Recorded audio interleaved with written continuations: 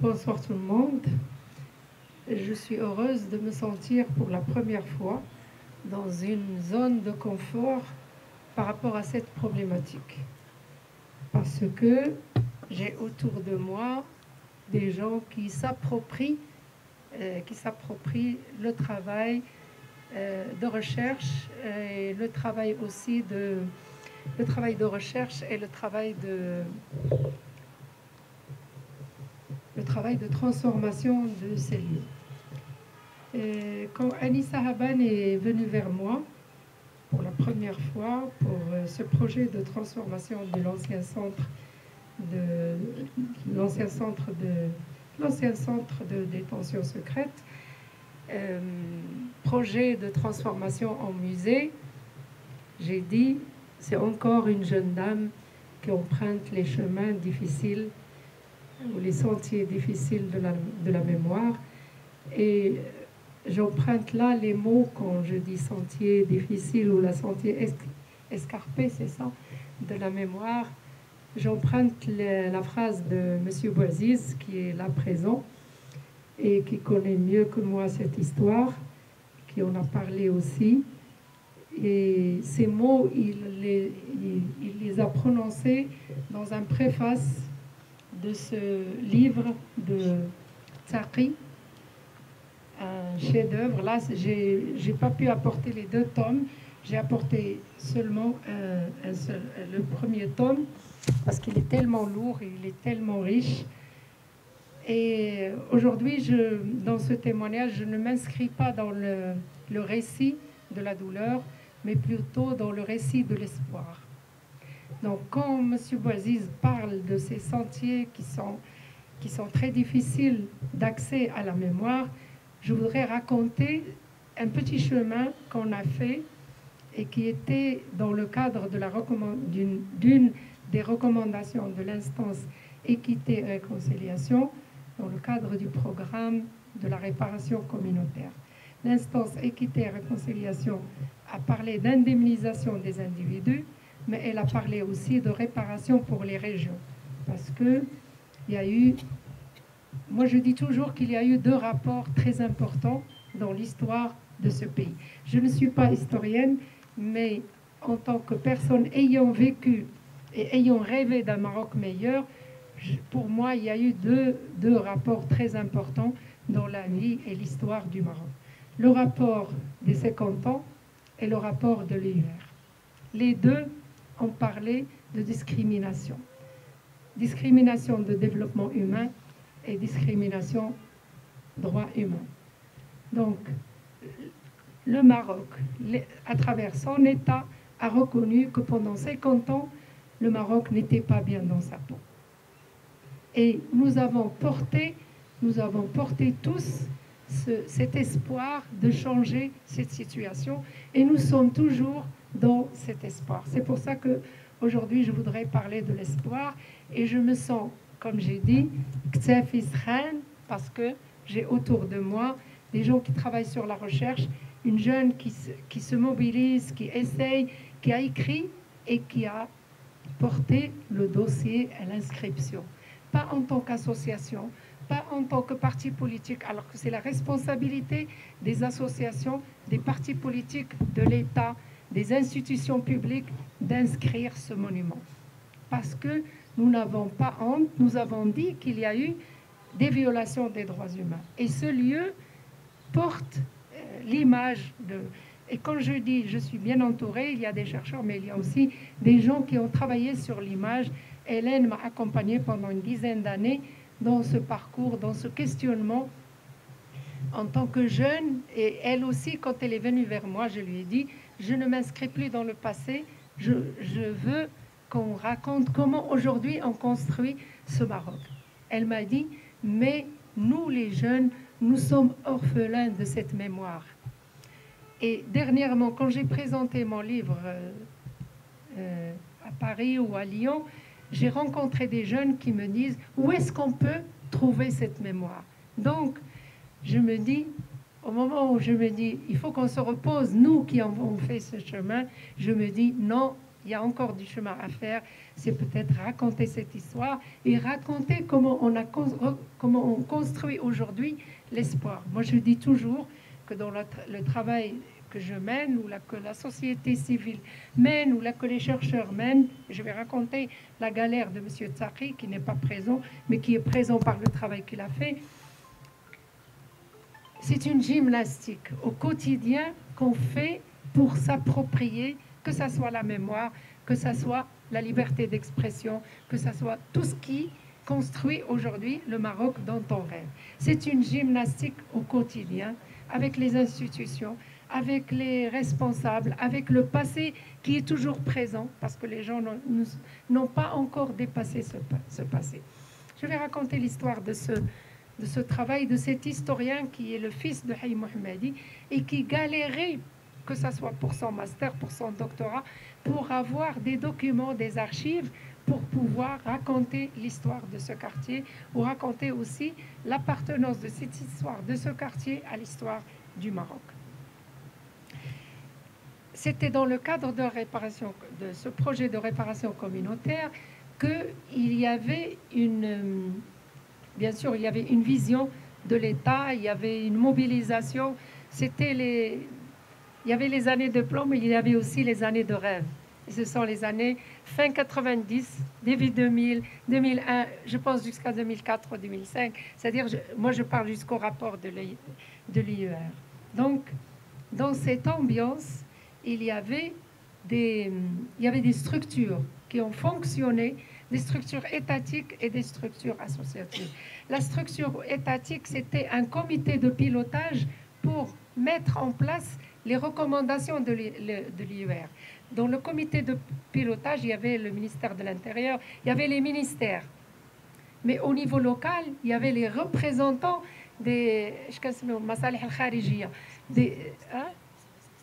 services externes, c'est-à-dire les représentants des ministères au niveau local. Et donc, quand on se réunissait pour parler de ce programme-là, pour mettre en œuvre ce programme, il y avait le représentant du ministère de la Jeunesse, du ministère de la Culture, du ministère de la Santé, tous les représentants avec le gouverneur et avec le représentant du CNDH, et il y avait le coordinateur. Moi, j'étais coordinatrice de ce programme, et il y avait les représentants des associations locales du quartier, avec deux associations qui étaient en dehors de Haïm Mohammadi, l'association Casa Mémoire et l'association de réhabilitation des victimes de la torture, l'association de Benouzi.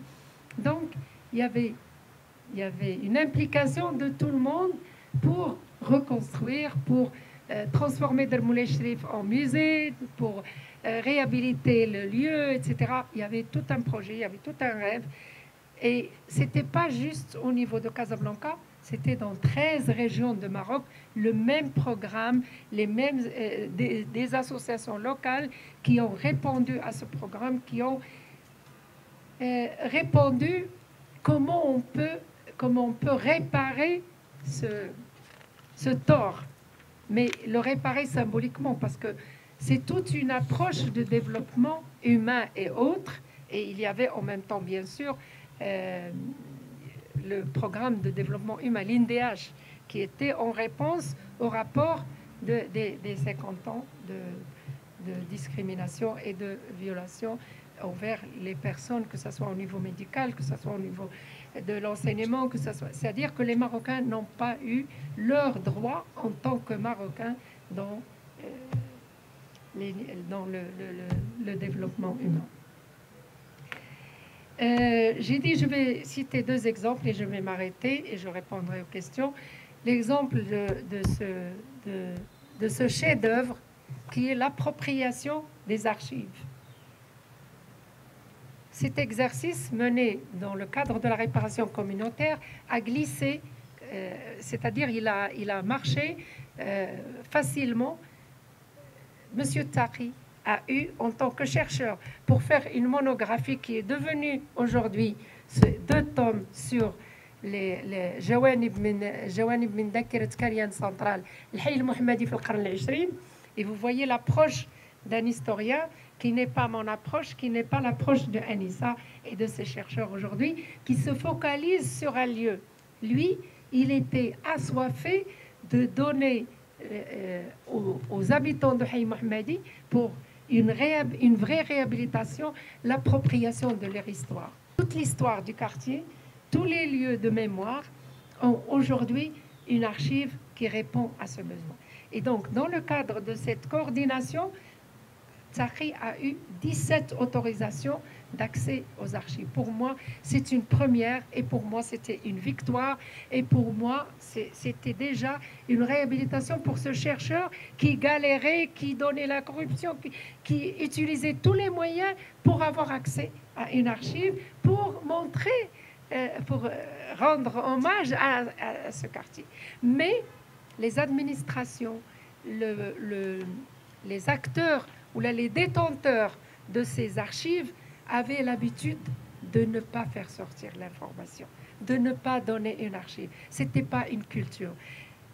Le deuxième exemple, c'est Casa Mémoire. Il y a des gens de Casa Mémoire présents ici. C'est quand l'association a pensé inscrire la ville de Casa dans l'UNESCO. Il y avait une militante marocaine qui est venue de Belgique, qui avait peut-être inscrit au moins une vingtaine de monuments en Belgique, une experte, mais une Marocaine hurra, vraiment qui avait le cœur sur ce projet-là. Elle a travaillé et sa première galère était avec les gens de l'administration qui ne voulaient pas donner les archives, pas d'accès aux archives. Alors qu'elle donnait les exemples de l'étranger, qu'elle montrait l'importance. Rien. Il fallait qu'il y ait une recommandation des hautes instances, Jim el-Fawq, comme on dit en Darija, pour qu'on commence à lui jeter les documents sur son visage, par colère. Parce qu'on n'a pas cette habitude, on n'a pas cette culture. D'abord, on n'avait pas des archives, parce que l'IER a galéré pour trouver des archives des hôpitaux. Dans les hôpitaux, il n'y avait pas d'archives. Dans toutes les instances, on cherchait, c'est-à-dire chaque personne qui part, soit elle déchire, soit elle part avec les documents, parce qu'elle ne veut pas laisser de traces. Dans la culture, nous avons vécu comme ça. Nous, les militants aussi, on ne devait pas laisser de traces. Donc, et les instances, et les militants, il y avait une culture de ne pas laisser de traces. Je dis toujours, nous sommes une génération, nous sommes une génération qui ne devait pas laisser de traces. Parce que tu disais, moi, quand on m'arrêtait, j'ai dit, j'ai que ma langue, elle ne peut pas sortir, donc je ne crains rien. Et donc, voilà. Donc, c'était une galère et les gens ont... Je rends hommage à tous les gens qui se sont mobilisés, qui ont participé à ce programme. Il y a ce livre, mais il y a aussi un autre livre où on a donné les micros aux habitants de Haï Mohammadi. Et vous ne pouvez pas imaginer leur bonheur. Vous ne pouvez pas imaginer leur bonheur de parler, de donner une photo, de dire, moi aussi, je peux parler de cette histoire de ce quartier. C'était pas un livre d'histoire, mais c'était... Non, c'est pas... On l'a pas... c'est ce... dignité et mémoire, quelque chose comme ça. Il y avait des photos et des témoignages des habitants de Haï Mohammadi. Mais là, le livre qu'a montré Hélène, c'est le résultat d'un travail qu'on avait fait dans le cadre du projet Traces d'espace. Il y avait ce livre et il y avait un autre projet de Casa Mémoire, un autre volet qui était les plaques mémorielles. C'était une première.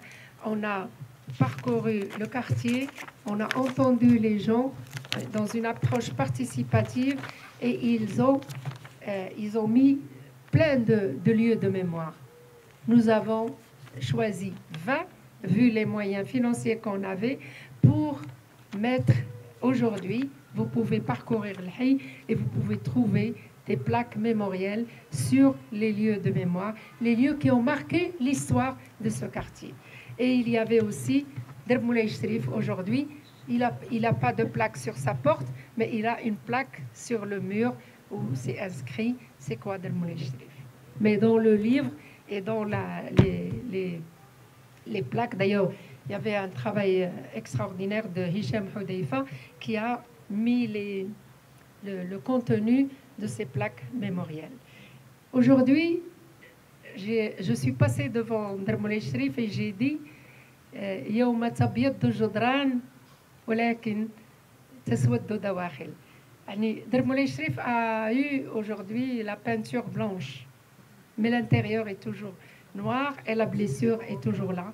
Et on a l'espoir qu'il y a des jeunes qui travaillent sur ça. Et c'est une première qu'une personne, par sentiment, moi je trouve que c'est هذا هو المفهوم ديال الوطنية. واش واحد كيهز واحد المشروع كيمشي يحطو pour inscrire ce monument. Elle a le soutien de Casa Mémoire, mais on aimerait plus, c'est-à-dire qu'elle doit avoir le soutien des institutions et autres. Et merci beaucoup. قبل ما تخرجوا ما تنساوش تابوناو في 20 فبراير وتابعونا على المواقع التواصل الاجتماعي.